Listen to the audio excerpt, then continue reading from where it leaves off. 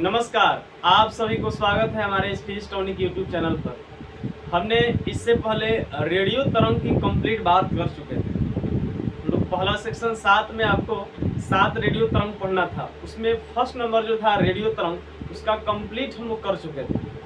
कैसे खोज हुआ था, उसका वेवलेंथ क्या है, आवृत्ति क्या है, साथ में उसका उपयोग कहाँ करते हैं, उसका उत्पादन कैसे होता है, इन सारी बातों की चर्चा उस वीडियो में हम लोग कर चुके हैं। नेक्स्ट आपका जो विद्युत चुंबकीय तरंग है, उसका नाम है सूक्ष्म तरंग। उसका नाम आपका है सूक्ष्म तरंग। वही हम लोग के आज पढ़ना है कंप्लीट। आज हम लोग इसी पर बात करेंगे। दूसरा नंबर है आपका सूक्ष्म तरंग, माइक्रोवेव। सूक्ष्म तरंग, यही आपका आज हम लोग कंप्लीट इसी पर बात करेंगे। सूक्ष्म तरंग के बारे में बात करेंगे। माइक्रोवेव, देखिए 3-4 बातें चलता है इसमें। क्या क्या पूछता है, सबसे पहले आपसे पूछा जाएगा तो उसमें आपको यहाँ ध्यान रखना है कि कुछ बातें आपको पूछा जाएगा इसमें। जैसे इसमें से कई बातें हैं, इसमें आपको सबसे पहला इसमें आपका खोज पूछा जाएगा। खोज किसने खोजा, फिर उसके बाद इसी में आपका आवृत्ति होगा, इसी में आपका तरंगदैर्घ्य होगा, इसी में आपका उत्पादन कैसे हुआ, और लास्ट आप इसमें उपयोग है। इन्हीं 4 बातों पर 4-5 बात हम लोग देखते हैं। हर एक रेडियो तरंग में आपको, रेडियो तरंग में सभी आपका जो विद्युत चुंबकीय तरंग है, सब में ये बातें कॉमन होंगी, जिसमें आपका खोज पूछा गया। देखिए इसमें आपका जो माइक्रोवेव है, इसका जो खोज किए थे एक वैज्ञानिक थे जिनका नाम था हर्ट्ज। याद कीजिए, बताया तो उस समय की विद्युत चुंबकीय तरंग का सर्वप्रथम प्रायोगिक परीक्षण जो किए थे यही हर्ट्ज किए थे, और यही आपका माइक्रोवेव का ही सबसे पहले खोज किए थे। माइक्रोवेव को खोज करने वाले, सूक्ष्म तरंग की खोज करने वाले वैज्ञानिक हर्ट्ज हैं। देखिए इसकी आवृत्ति की बात करें, आवृत्ति या फ्रीक्वेंसी, यही इसकी जो बात करते हैं, यह 10 के पावर 9 हर्ट्ज से 10 के पावर 12 हर्ट्ज होता है। इसकी आवृत्ति 10 के पावर 9 हर्ट्ज से 10 के पावर 12 हर्ट्ज होता है। फिर इसका जो वेवलेंथ की बात करें, तरंगदैर्घ्य की बात करें, तो यह जो इसका तरंगदैर्घ्य होता है 10 के पावर 7 एंगस्ट्रॉम से 10 के पावर 7 एंगस्ट्रॉम से 10 के पावर 10 एंगस्ट्रॉम इसका वेवलेंथ होता है। फिर इसका हम लोग बात करेंगे उत्पादन और उपयोग। मेन इसका उपयोग की ओर हम लोग बढ़ेंगे। अधिकतर आपके एग्जाम में चांसेस कम है कि आपका खोज पूछेगा या उपयोग। कभी कभी इसमें आवृत्ति और तरंगदैर्घ्य पूछता है, उत्पादन तो कभी पूछता ही नहीं, कैसे उत्पादन हुआ, इससे कोई मतलब इसमें नहीं है, लेकिन फिर भी हम लोग सबका करते हुए चलेंगे। उत्पादन की बात करें तो कहता है क्या कि कैविटी में इलेक्ट्रॉन के दोलन करने से, इलेक्ट्रॉन के ऑसिलेशन से माइक्रोवेव रिलीज होता है, उत्पन्न होता है। कैविटी के मतलब होता है गुफा। गुफा आप रिमोट में देखिएगा, थोड़ा उसमें ऐसे सेक्शन एक रहेगा। रिमोट में आप जब इसको बल्ब के ठीक समीप एक ऐसा सेक्शन रहेगा, एक गुफे टाइप का सेक्शन रहेगा, इसी को कैविटी कहते हैं। इसी में इलेक्ट्रॉन को ऑसिलेट कराया जाता है, इलेक्ट्रॉन को दोलन कराते हैं, तो माइक्रोवेव रिलीज होता है। यानी उत्पन्न करने की बात करें, उत्पादन की बात करें, तो कैविटी में इलेक्ट्रॉन के दोलन करने से माइक्रोवेव रिलीज होता है, उत्पन्न होता है इसमें। और सबसे इम्पोर्टेंट इसका है उपयोग। इसमें उपयोग की बात करें तो सबसे इम्पोर्टेंट इसका उपयोग जो है, इसका उपयोग हम लोग रिमोट में करते हैं, इसी का उपयोग हम लोग रडार में करते हैं, इसी का उपयोग अगर हम बात करें आजकल माइक्रोवेव ओवन आ रहा है, चूल्हा, इसी का उपयोग हम लोग आजकल सबसे ज़्यादा फोन में करते हैं। लगभग हम लोग 4 बातें पर कंप्लीट हम लोग उपयोग ही आज हम लोग बात करना है। रिमोट में, रडार में, माइक्रोवेव, फोन। बाकी आप देख पा रहे हैं कि खोज हर्ट्ज ने किया। आवृत्ति आपका 10 के पावर 9 से 12, 7 से लेकर 10 इसका तरंगदैर्घ्य हो गया। उत्पादन कैविटी में इलेक्ट्रॉन के ऑसिलेशन से आपका ये उत्पादन होता है माइक्रोवेव का। थोड़ी बातें हम लोग करेंगे, मेन हम लोग का डिटेल आज देखना है। थोड़ा इसका उपयोग हम लोग देखें। देखिए यही आपका रिमोट है, ये रिमोट है। ये रिमोट जो है, आप रिमोट जैसे ही दबाते हैं तो देखिएगा, रिमोट जैसे ही दबाते हैं तो बगल से एक सिग्नल जलता है, और उससे वही आपका जो सूक्ष्म तरंग निकलता है माइक्रोवेव निकलने के बाद टीवी को जाकर ऑन करता है। जो आपका एलईडी टीवी है, चाहे जो भी सिस्टम चला रहे हैं रिमोट से, तो वो जो कहीं ना कहीं उससे निकलने वाला जो तरंग है यही आपका माइक्रोवेव है। और माइक्रोवेव में जो प्रयोग होता है आपका रिमोट में माइक्रोवेव का प्रयोग होता है। यह पहला उपयोग आप देख पा रहे हैं। फिर बातें कुछ हम लोग समझें।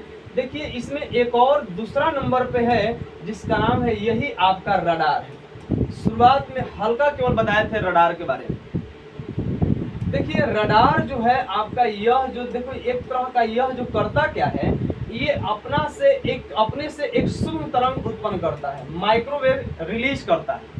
और यह हवाई जहाज की स्थिति को बताता है, किधर से आ रहा है, कितना स्पीड में आ रहा है, सारी बातों, कितना दूरी पर अभी है। मतलब मान लीजिए यहाँ आपका रडार है और इधर से मान लीजिए कि कोई हवाई जहाज इधर से आ रहा है, तो यहाँ से यह रिलीज करेगा, यह कह सकते हैं माइक्रोवेव निकालेगा। और माइक्रोवेव का वेग जानते हैं कि 3 × 10⁸ मीटर प्रति सेकंड होता है, 3 लाख किलोमीटर प्रति सेकंड होता है।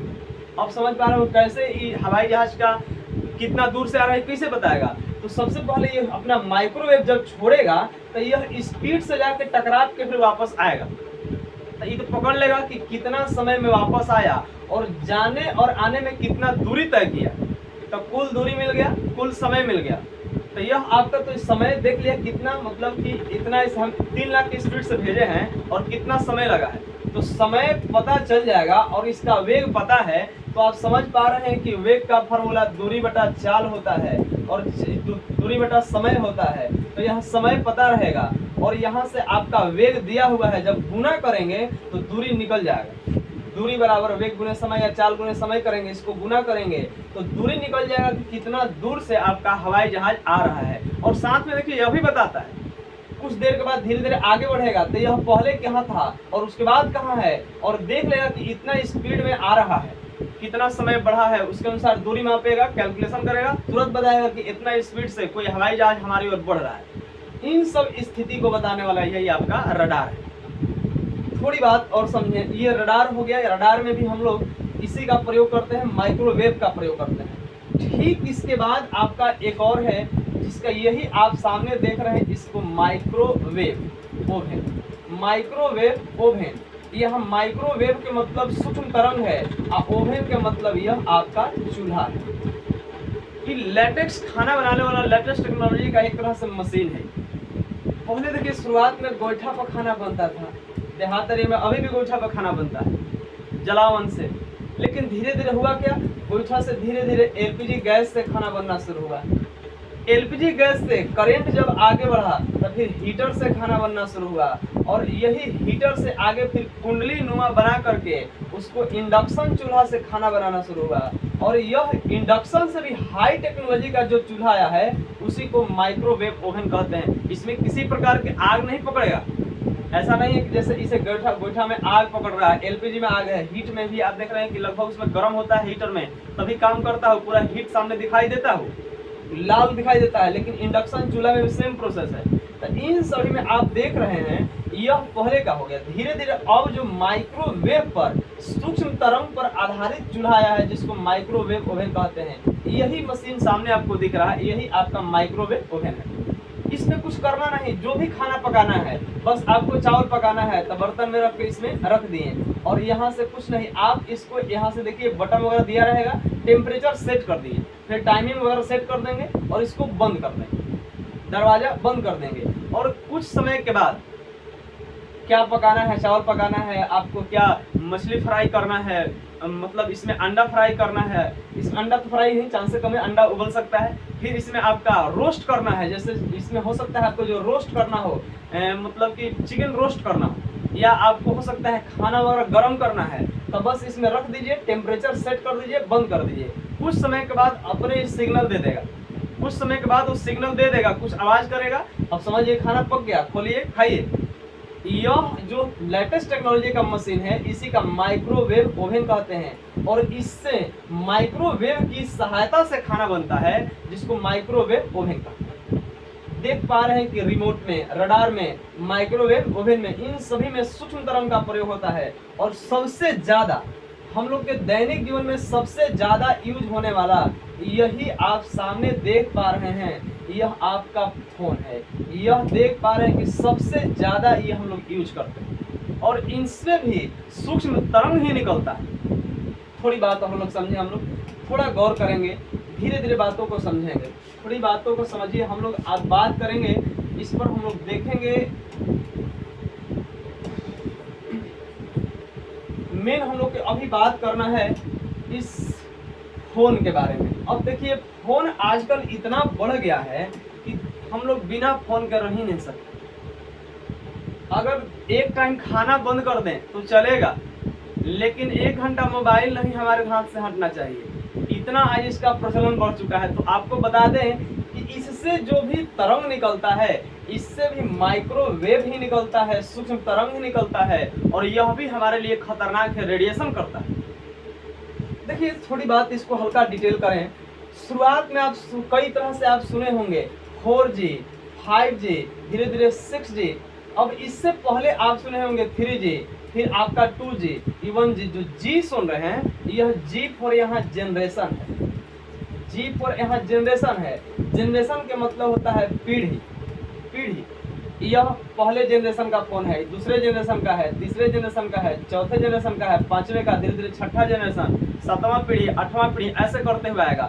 शुरुआत में जो 1G का मतलब फोन था, उसमें केवल कॉलिंग का सिस्टम था। फोन आएगा, फोन जाएगा, बाकी उसमें कुछ नहीं है।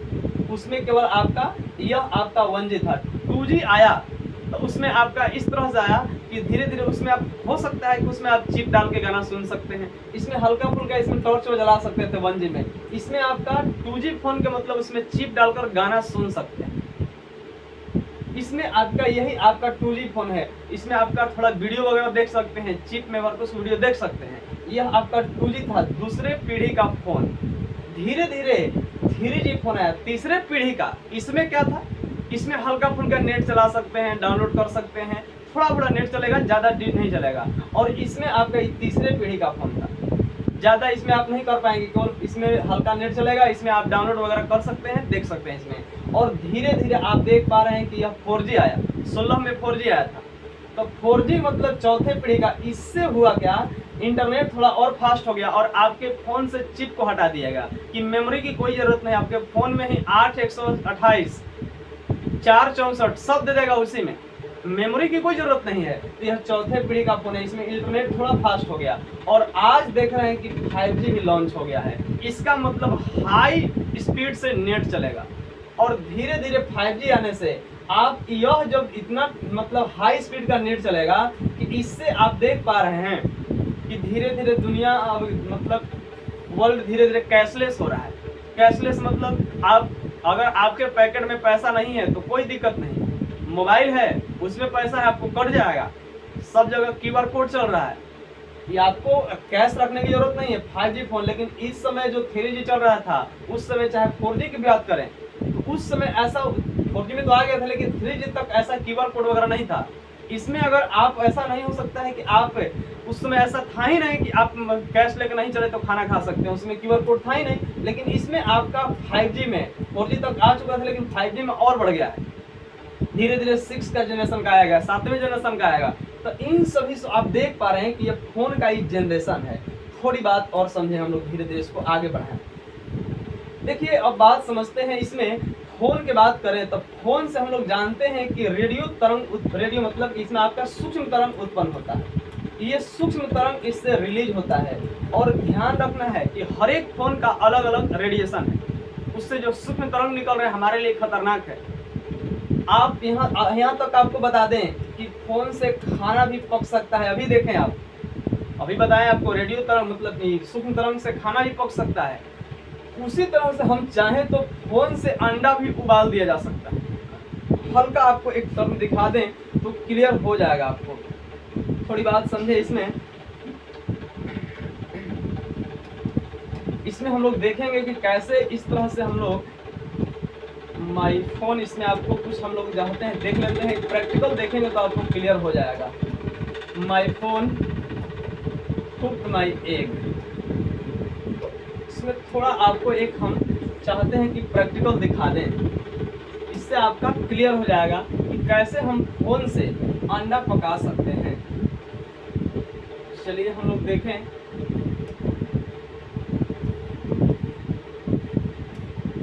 थोड़ी चेक करें इसको।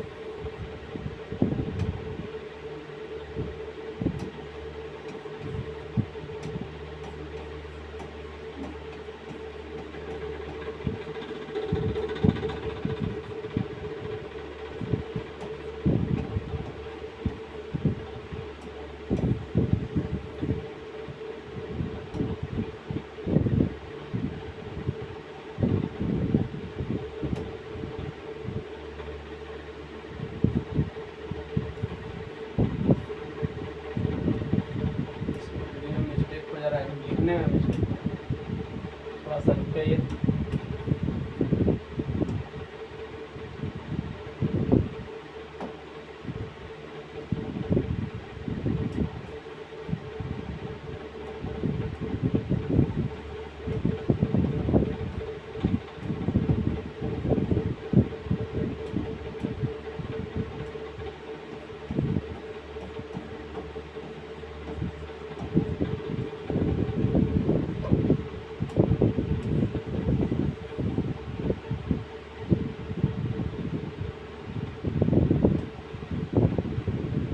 चलिए देखते हैं। चलिए आपको देखिए सामने हम दिखा पा रहे हैं कैसे आपका फोन से भी अंडा उबल सकता है। फोन से भी हम चाहें तो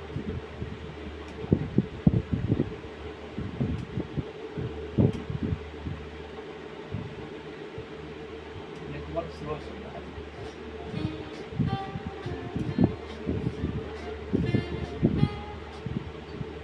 चलिए देखिए, आप देख पा रहे हैं सामने कि इसमें देखिए कई फोन सामने रखा गया है। ये कई फोन सामने रखे हैं, इसमें अंडा फोड़कर डाल दिए। इसमें देखिए एक अंडे फोड़कर इसमें आप देखें, इसमें आप जब अंडा फोड़कर इसमें डाल दिए, और बाकी देखिए कई फोन इसमें रखा हुआ है, और एक फोन का कनेक्शन दूसरे से, दूसरे का तीसरे से, सभी को एक दूसरे में फोन धरा दिए। और फोन धराने से हो गया क्या इसका, और इसमें फोन धराने से इसमें सूक्ष्म तरंग निकलेगा, रेडिएशन निकलेगा इसमें। अब धीरे धीरे देखिए यह जो होगा क्या, आप इससे निकलने से, रेडिएशन होने से आप देख पा रहे हैं कि सामने देख पा रहे हैं कि जो इसका लेयर था धीरे धीरे पकना शुरू हो गया। ये जो लेयर था धीरे धीरे देखिए पकना शुरू हो गया। इसका मतलब कहीं ना कहीं सूक्ष्म तरंग जो है हमारे लिए खतरनाक है। ये फोन से अंडा देखिए पक जा रहा है। ये आप देखिए हाफ फ्राई लगभग हो जाएगा इससे। फोन धरा करके आप देखिए, आप देख पा रहे हैं सामने देखिए ये लेयर इसका धीरे धीरे कठोर होता चला जा रहा है। इसका मतलब आप समझ पा रहे हैं कि फोन से भी अंडा पक सकता है। यही इस खतरनाक क्यों है हमारे लिए, क्योंकि देखिए फोन से कई तरह के सूक्ष्म तरंग जो निकलता है ये हमारे लिए बहुत खतरनाक है। और देखिए हर फोन का अलग अलग रेडिएशन है, और ये ध्यान रखना है कि हर एक फोन का एक स्पेसिफिक एब्जॉर्प्शन रेट होता है, जिसको SAR कहते हैं, स्पेसिफिक एब्जॉर्प्शन रेट। मतलब हमारा सेल कितना रेडिएशन को एब्जॉर्ब कर रहा है, उसको 1 केजी में कितना वाट का वो रेडिएशन करता है, इसलिए इसको वाट प्रति केजी में मापते हैं। और हर एक देश का अलग अलग अपना ही एब्जॉर्प्शन रेट है, SAR अलग अलग है। और इंडिया की बात करें तो 1.6 वाट प्रति केजी इसका रेडिएशन का एक रेट होता है। अगर इससे कम, अगर इससे ज़्यादा है तो हमारे देश में ऐसा फोन नहीं चल पाएगा। अब समझ पा रहे हैं कि कैसे जानेंगे कि हमारा इतना है कि नहीं। हर एक फोन का अपना अपना अलग अलग रेडिएशन का एक रेट है, जिसको हम लोग स्पेसिफिक एब्जॉर्प्शन रेट कहते हैं, और इसको वाट प्रति केजी मापते हैं। और इंडिया में इसका एक फिक्स वैल्यू है कि 1.6 से आपको नीचे होना चाहिए, ऊपर नहीं होना चाहिए। अगर ऊपर होगा तो इंडिया में बैन है। अब इसके लिए हम कैसे पता करें कि हमारे फ़ोन का कितना रेट है, तो आप अपने फ़ोन में जैसे ही उसमें *#07# दबाते हैं तो आपके पास उसमें देखिए एक वैल्यू आएगा। उसमें वाट प्रति केजी में 2 वैल्यू रहेगा, एक हेड SAR और एक बॉडी SAR। 2 तरह से रहेगा, हेड SAR और एक बॉडी SAR। मतलब हेड कितना एब्जॉर्प्शन कर रहा है, मतलब कितना रेडिएशन को एब्जॉर्ब कर रहा है, और शरीर, पूरा शरीर कितना रेट को एब्जॉर्ब कर रहा है। और इसका वैल्यू हमेशा 1.6 से कम होगा। और ध्यान रखना है कि अगर 1.6 से जितना कम है उतना आपका बढ़िया है। अगर इससे बढ़ेगा तो रेडिएशन फोन ज़्यादा करेगा, अभी आप एप्पल का फ़ोन सुनते होंगे कि इतना महंगा क्यों है, उसमें सिक्योरिटी के साथ साथ उसमें कहीं ना कहीं ये जो आपका कह सकते हैं कि जो आपका इसमें रेडिएशन का जो दर है उसमें कम है।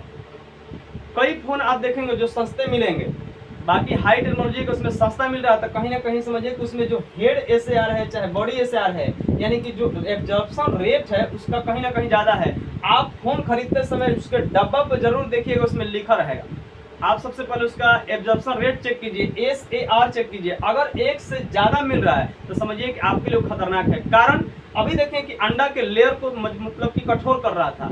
अंडे का लेयर उसमें था वो प्रोटीन लेयर है, वो प्रोटीन है। उसी तरह से हमारे जो कान है इसमें भी प्रोटीन लेयर होता है। अगर लगातार हम बात करेंगे तो धीरे धीरे कान के अंदर के जो प्रोटीन लेयर है जमा देगा, सुनने में परेशानी होगा, नहीं सुन पाएंगे, धीरे धीरे हम लोग बहरे हो जाएंगे।